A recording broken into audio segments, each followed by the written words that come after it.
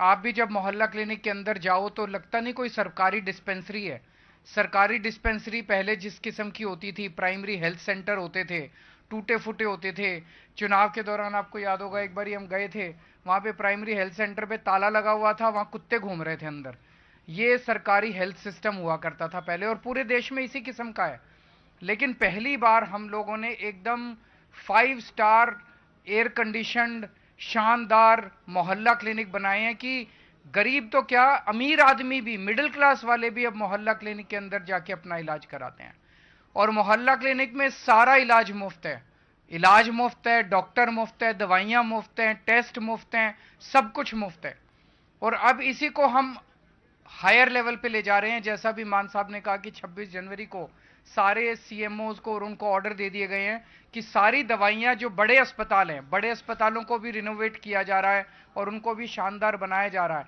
लेकिन जितने बड़े अस्पताल हैं वहां भी सारी दवाइयां, सारे टेस्ट, सारा इलाज मुफ्त हुआ करेगा। तो आम आदमी पार्टी आज से 12-13 साल पहले बनी थी, और हमारे में से कोई नेता नहीं है। हम लोग नेता नहीं, हमें नेतागिरी करनी, राजनीति करनी नहीं आती। हम आप ही की तरह लोग हैं, आम लोगों में से आते हैं, मिडिल क्लास फैमिली से आते हैं। हमें पता है कि एक आम आदमी अपना परिवार कितनी मुश्किल से पालता है, एक आम आदमी अपने बच्चों को कैसे पालता है, अपने बच्चों को कैसे शिक्षा देता है। इसीलिए हमने स्कूल अच्छे बनाने चालू किए। हमें पता है कि घर में अगर किसी मिडिल क्लास के गरीब के घर में अगर कोई बीमार हो जाए तो कितनी तकलीफ होती है उसको। अस्पताल में इलाज कराने जाता है, सरकारी में इलाज होता नहीं था, प्राइवेट में जाता है, सारी जिंदगी की जमा पूंजी खत्म हो जाती है। इसीलिए हमने अस्पताल ठीक करने चालू किए, इसीलिए हम लोगों ने मोहल्ला क्लिनिक बनाने चालू किए।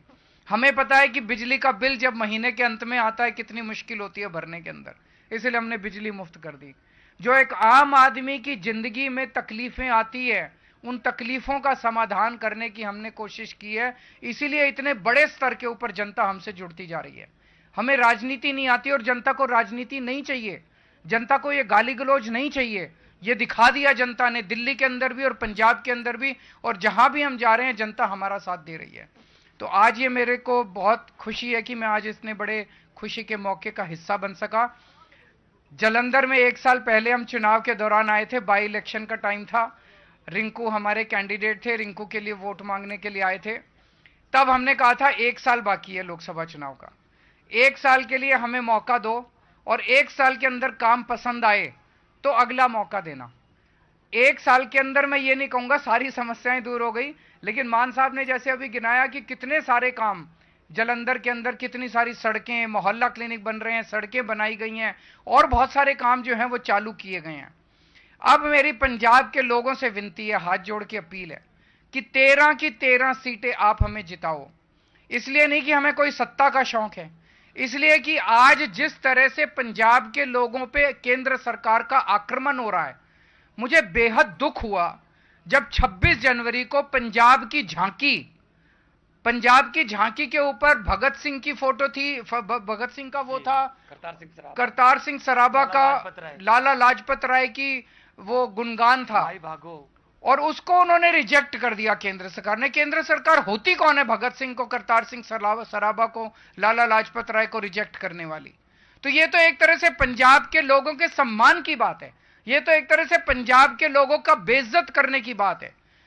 पिछली साल जब बजट स्पीच थी, बजट का सेशन था, गवर्नर ने बजट सेशन नहीं होने दिया, सुप्रीम कोर्ट जाना पड़ा बजट सेशन करने के लिए। अभी जैसा इन्होंने बताया 8,000 करोड़ रुपया पंजाब के हक का, पंजाब के लोगों का 8,000 करोड़ रुपया केंद्र सरकार नहीं दे रही। सोचो अगर 8,000 करोड़ रुपया आ जाए, कितनी और सड़कें बनेंगी, कितनी और अस्पताल बन सकते हैं, कितने और स्कूल बन सकते हैं। तो अगर आप 13 की 13 सीटें दोगे तो भगवंत मान के हाथ मजबूत होंगे।